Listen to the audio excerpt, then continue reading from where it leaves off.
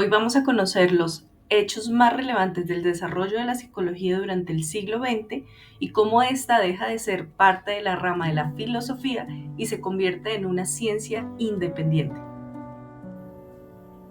Vamos a hablar de la psicología en la primera mitad del siglo XX. Como primer hecho importante tenemos la fundación del primer laboratorio de psicología. Wundt abre el primer laboratorio de psicología experimental en la Universidad de Leipzig, en Alemania. Hacia el año 1879 es un año simbólico del nacimiento oficial de la psicología como ciencia. Tenemos un hecho importante y es la consolidación de la psicología aplicada, que este fue un enfrentamiento hacia la psicología experimental pura. Se desarrolló en respuesta a necesidades sociales, especialmente en educación, industria y salud mental. Tenemos un hecho muy importante y es el avance tecnológico y el uso sistemático del conocimiento científico en la industria. A esta época se le llamó la Segunda Revolución Industrial y surgió de la necesidad a nivel industrial de la adaptación y el rendimiento de los trabajadores, reducción de accidentes y considerar también el recurso humano y no solamente el factor económico. Y tenemos un precursor de la psicología aplicada que es Hugo Monsterberg, que fue figura clave en la difusión de esta psicología. Fue pionero en la aplicación de la psicología en diversos campos como la psicología industrial, jurídica y clínica.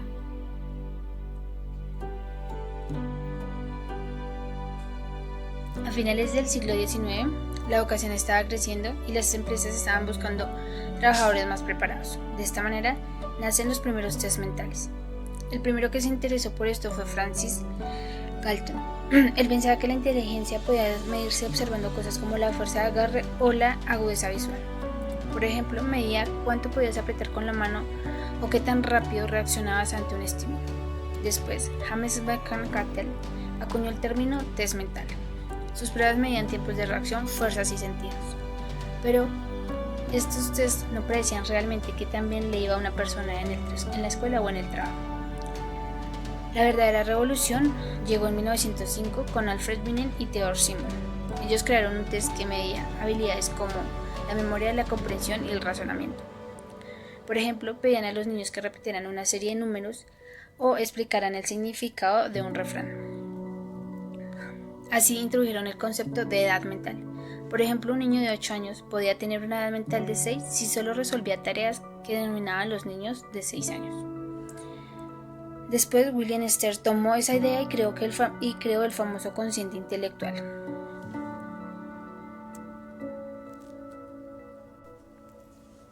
Durante la Primera Guerra Mundial surgió un gran desafío. Había que evaluar miles de soldados. Así que nacieron los test de Armin Alpha para quienes sabían leer y Armin Beta para quienes no lo sabían.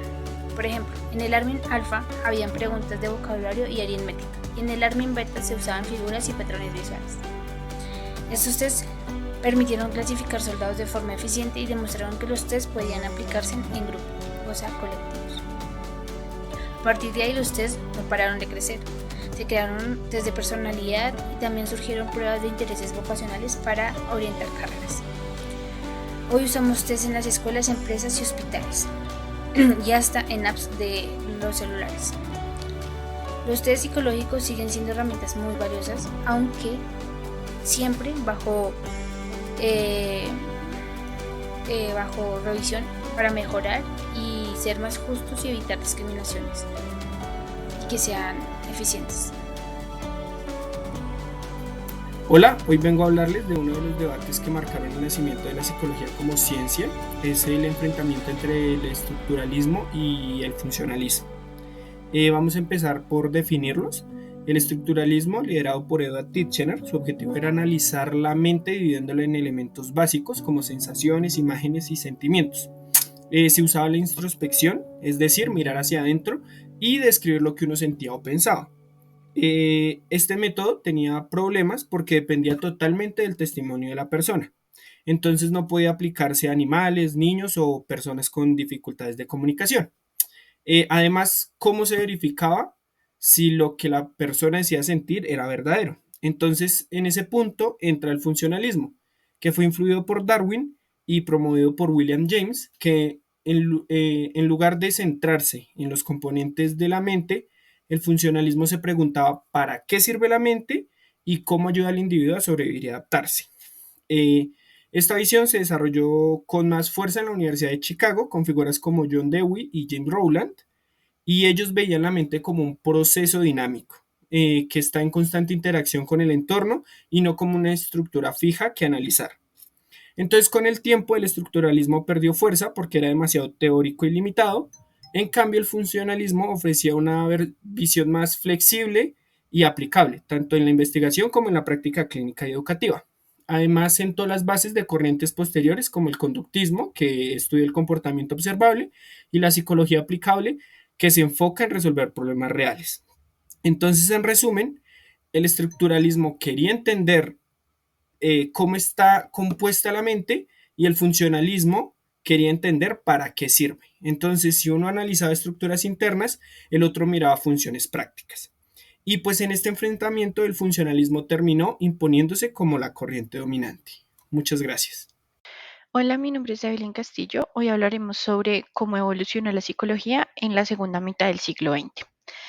Después de la Segunda Guerra Mundial, la psicología experimentó grandes cambios. Uno de ellos fue la diversificación y su inicio a considerarse como una disciplina científica, especialmente en los entornos como la educación, la salud y el trabajo.